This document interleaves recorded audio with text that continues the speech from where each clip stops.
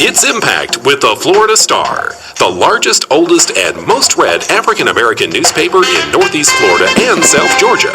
And now, here's the host. This is Opio, and I am sitting in for Clara McLaughlin.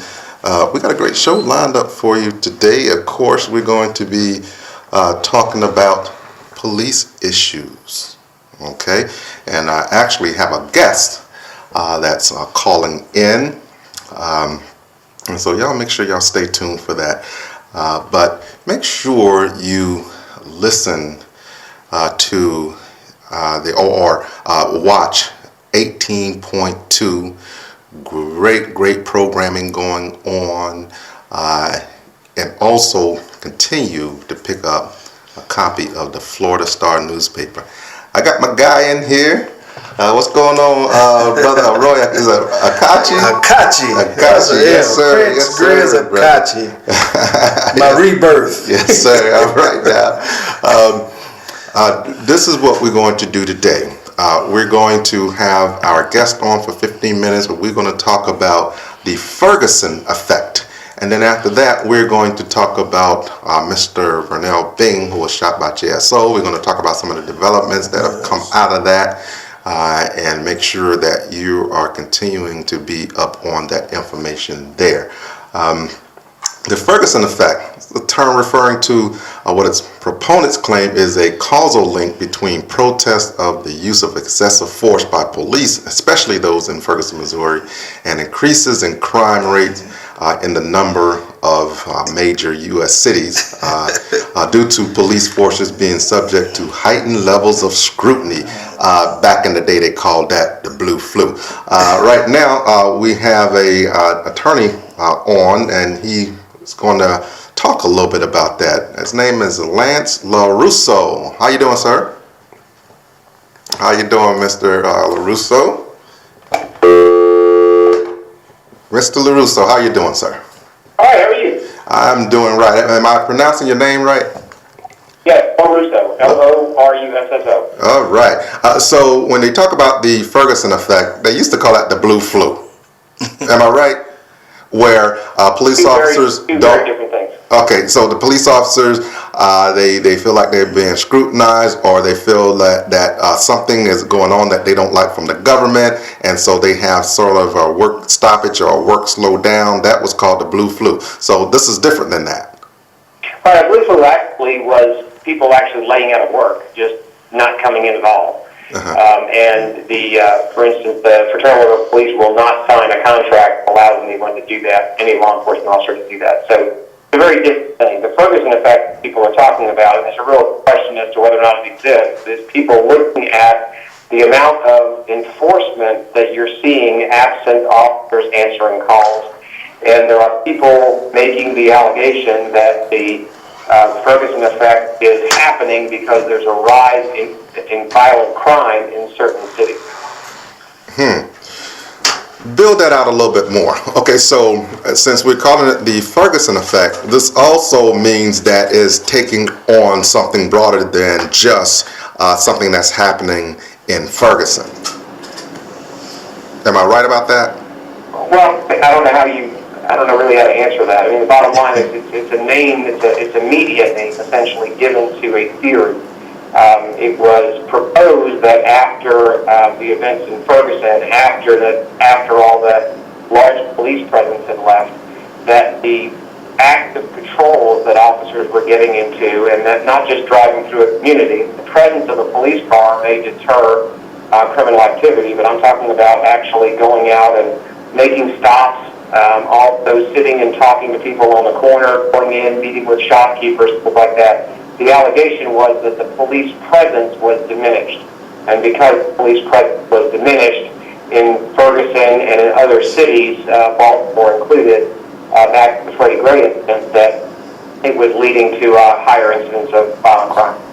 Okay, so this does it mean that they're feeling like they're not allowed to do their job, or is that they're feeling, and when I'm talking about the police officers, or is they're feeling that because they can't brutalize citizens, then they're just not going to do what they usually do to keep the community safe, and therefore it's just going to be open season on everybody, and crime is just going to be rampant. Oh, did you say because they can't brutalize them? Yeah, that's my feeling.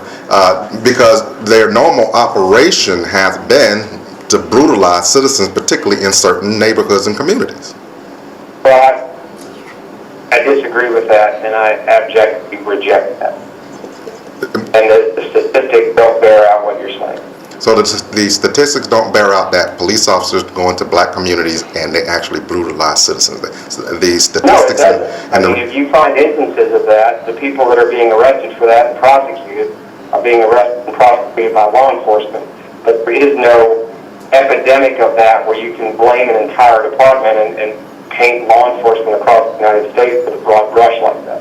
So when we say 1,000 people have been killed by the police and there's a large percentage are black, your feeling is it just kind of happens that way. It's not really because police officers are doing the wrong thing. And then when we see like something happen very locally, a person jumps out of his vehicle limping away from the police, and police just execute him, and we see this over and over and over again. Somehow that really is just kind of all isolated incidents. Over 1,000 at this point is isolated incidents, you believe? Well, first of all, law enforcement officers make 11 to 12 million arrests a year. So when you're talking about 1,000 people that are shot and killed by law enforcement, that is a very small percentage of not only the arrests, but also if you multiply that, if you look at the International Association of Chiefs of Police and other groups, they've estimated that for every arrest, you have 6 to 10 law enforcement encounters.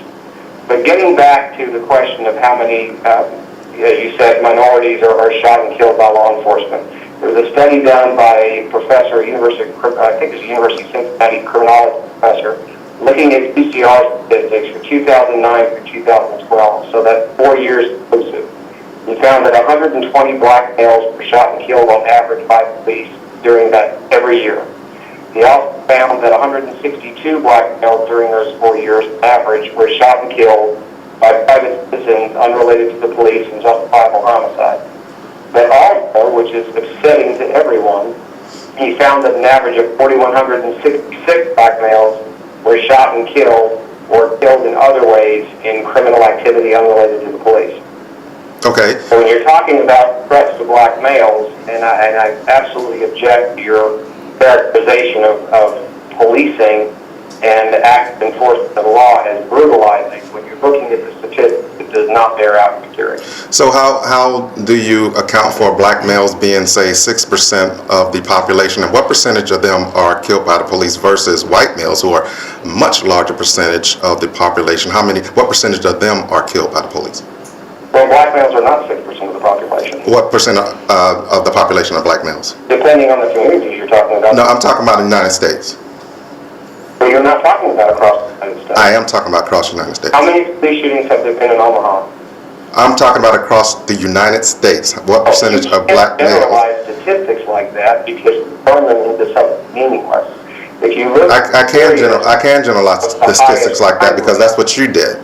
Okay. No. Well, let's talk about it. What percentage of black males are killed by the police versus white males that are killed by the police? I tell you what, a better statistic: the percentage of white male police officers that kill blacks versus black male police officers that kill white citizens. You know that statistic? Let's back to your previous question. You said 1,000 people are killed every year by police. No, I'm not saying 1,000 every year. I'm saying they're saying like 1,100 this year have been killed by the police.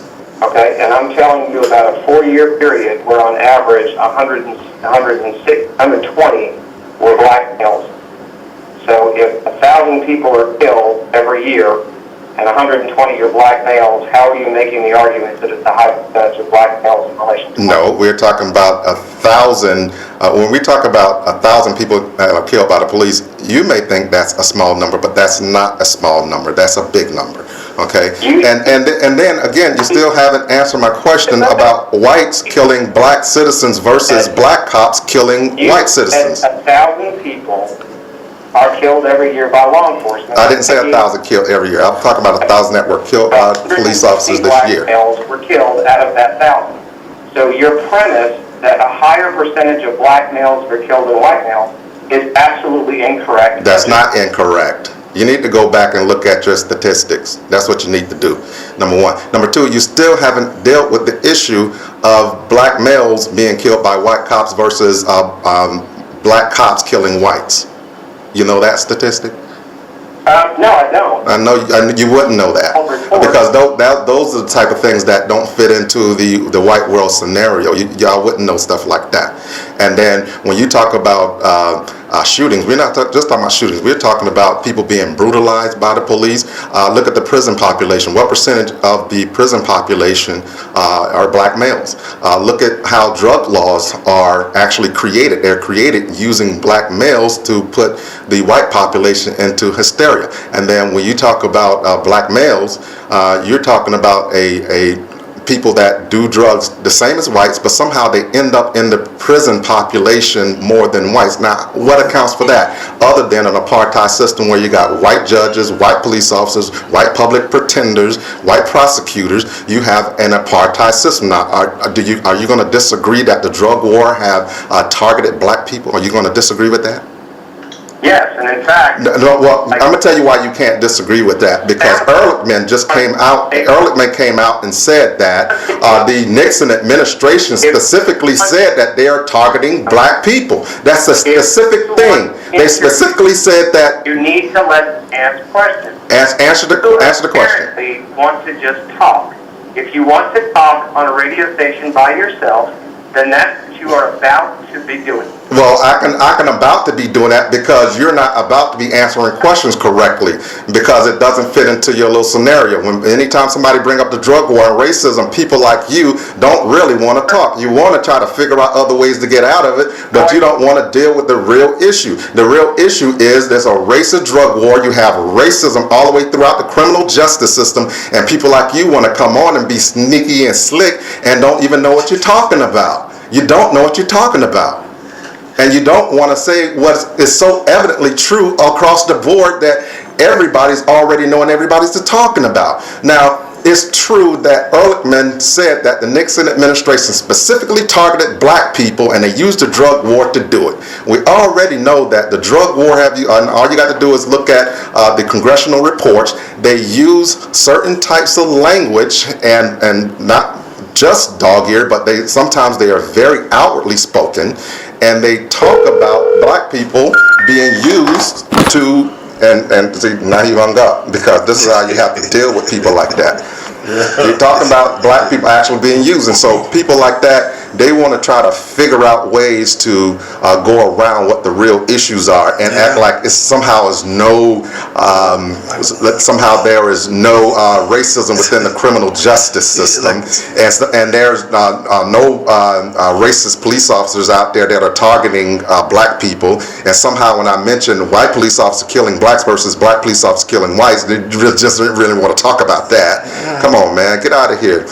You're inferior. You're not talking to somebody that's just gonna yes, I'm ballsy. I hear what you're saying. Oh yeah. You ain't talking to nobody like that. Okay? You ain't talking to nobody like that. So get out of here. See, that's what happens when a more superior knowledge is on the scene with a racist. They get out of there. Yeah, Turn the heat up. Turn the heat up. All right, let me go to a break. We come back. I got the professor in here again this week, and I got my man Roy Akachi. You're listening to Impact, and this is Opio. Read the Florida Star and learn how to receive city health and community services. The Florida Star received the first Eagle Award by the Jacksonville Sheriff's Office for being most factual. The Florida Star solely addresses issues of concerns for African Americans. The Florida Star carries local, state, national, and international news regarding African Americans. Subscribe today at 904-766-8834. The Florida Star. This is Opio, and you're tuned into Impact. Make sure you pick up a copy of the Florida Star newspaper. We got some really, really good articles in there. You definitely don't want to miss some great things in the community going on. In the studio, I got Eddie Stewart, Professor, back again this week. Also, Prince Grizz, Akachi. There you go. Right by our side over here. Good evening. We're going to talk about police and we're going to talk about criminal justice system. We're going to keep it up. What's interesting is there's more cops are being charged now because people are fighting back. What's going on? And we just saw this police officer named Raha. He walked up to this guy was supposed to be this real popular drummer. He flipped his car on the side of the road. It was 3 a.m. And thank goodness this guy was on the phone with 911 when this police officer pulled up. The police officer used this as an opportunity just to shoot a black man.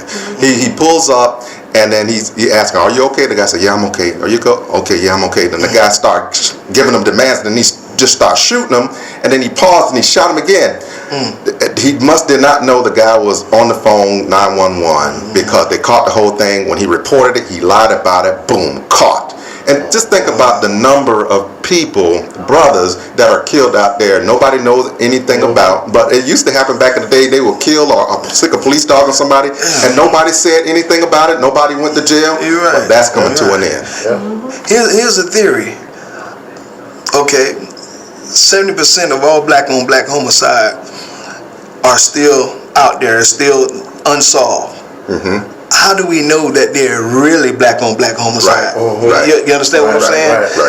For it to be taking place so often in the same places in the inner city, where we have problems and issues with the police officers. You never know. You can't put nothing past them. And then you got people, they want to straddle the fence. They don't want to take a side because they're worried about who they'll offend. We've been on Facebook until it happens to them or their family members. Or their son or their daughter. You're going to have 70% of black people going to kill black people. 70% of white people going to kill white people. 70% or 80% of Chinese people going to kill Chinese people. Those type of things will happen. But what percent of government kill black people? What percent of the people you paid to protect you going to kill you? Right? Or they're going to disrespect you. Now we come from a system that has been wrought with racism. I think we have another caller. Hello, caller. Yes. This is Sister Johnson. Hey, Sister Johnson. Hi there. First of all, I think the radio show is a blessing to the entire community because it gets the true word out. But what I want to say is that with policemen, we are dealing with issues of the heart like Cain and Abel. For some reason, it's programmed in them and programmed in their spirit to just not like people of color, especially African Americans, because of our background. They brought us over here, so they just think that we should just always be beneath them. So the attitude exists because of that spirit that comes from the past. And only God can deal with issues of the heart. So you can't make somebody love you or like you. So that's where it's coming from. Only prayer can change that. That's where it's stemming from. It's stemming from that. We don't want to face it because they're trained and brought up. The next generation that taught the younger millennials to do the same thing with young cops in their 20s and 30s. Where's that coming from? But it comes from their parents. So that spirit is being passed down to not have respect for the African American man because they know they stole our gold, they stole our diamonds, the guilt trip, and they just want to make us feel below because they stole everything from us. We would have been wealthy if they hadn't stolen it. And black people don't even want to talk about that. And what's interesting is when you talk about those who kill cops, it's a vast majority are white males that kill cops. That's the facts. That's the facts. You are right. I heard what you told this police. I heard what you told us. But they don't want to face it. Our few black cops don't go around shooting white guys because we're a higher race in mentality and maturity that they done did us so wrong, but we're still trying to do them right. But they're not mature enough to do us right because they're not saved. They don't know the Lord. They don't want to know Him half of them. So we're more mature than they are in the spirit. And God is going to bless us. And we're like a black guy quoted the Psalms for Jesus. So that spirit is passed down also. They're persecuting us like the Lord because we are the Lord's people. We do a lot of worshiping with like the Jews, with cousins from anyway. The hair, the look, the melon and everything. And so we're cousins to the Jews. So we're highly blessed and favored. And so we're going to teach our boys and push how to handle when they run into that spirit or that policeman. We need to push on how to handle the situation. That's right. Thank you, Ms. Johnson. This is what I think. I think for one, race, it started at home. Racism is a learned behavior. Yeah. I had a talk with a guy one night, close friend of mine, white guy, and he had a cousin that was in a white supremacist group, and he said the day that he seen 3 familiar faces, he knew it was bigger than just a white supremacist group. Woo! All right, we about to go to a break. When we come back, we want you to finish that right there. Boy, whoa, okay. Y'all know y'all don't want to go nowhere. All right, this is Opio. We'll be right back after this break. You're listening to Impact. Know what media received the first Eagle Award by the Jacksonville Sheriff's Office for being the most factual? The Florida Star. Do you know which media solely addresses issues of concern for African Americans? The Florida Star. Do you know which media carries local, state, national, and international news regarding African Americans? The Florida Star. Do you know the only media that carries a special section for our youth at home and the schedule for 3 black television networks? Now you know the Florida Star. Northeast Florida's largest, oldest, and most read African American newspaper, serving since 1951 in more than 200 locations. The Florida Star. News you can use. News you can trust. The People's Choice. Striving to make a difference. Subscribe today. Call 766-8834. That's 766-8834. Pick up the Florida Star in over 200 locations. Or to have it delivered, call 766-8834. The Florida Star. Speaking truth to power. This is Opio, and we are back. Man, we got, that was just Eddie Stewart, the professor, and he was talking about the white supremacist organization, and we got my man, Prince Grizz, Akachi, and his wife is in here. Beautiful wife is in here right now, all right? Go ahead and finish that thought right there. Like I was saying, a friend of mine, very close friend of mine, which is a white guy, had a cousin that was a part of a white supremacy group. Let me backtrack. Like I said before, it's racism, prejudice is a learned behavior. You know, nobody coming out their mother womb saying, I hate niggas. Right. You know, but he said the day he seen 3 familiar faces at this group rally, he said it didn't dawn on him until the drive home. He was like, I knew those guys. They patrol our streets. Wow.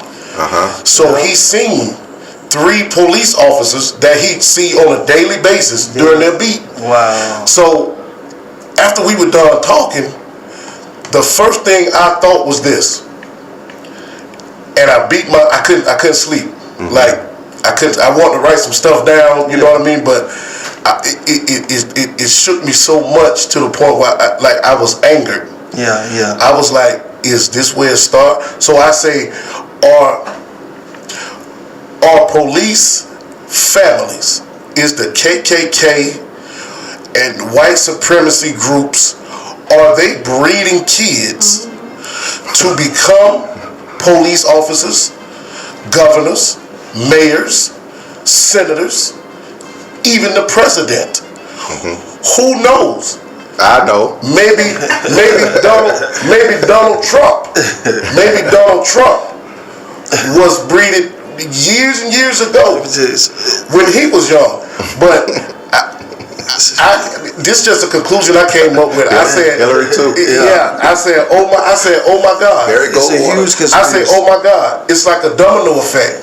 Great granddaddy was in law enforcement. Granddaddy, uncle, daddy, cousins. Look at the civil rights movement. Who were sicking dogs on children? Who were the ones sicking dogs? There was some people coming up from under some bars doing that. Those police officers doing that. So Mississippi burning, those were police officers. I thought about a movie I seen. I can't remember the movie.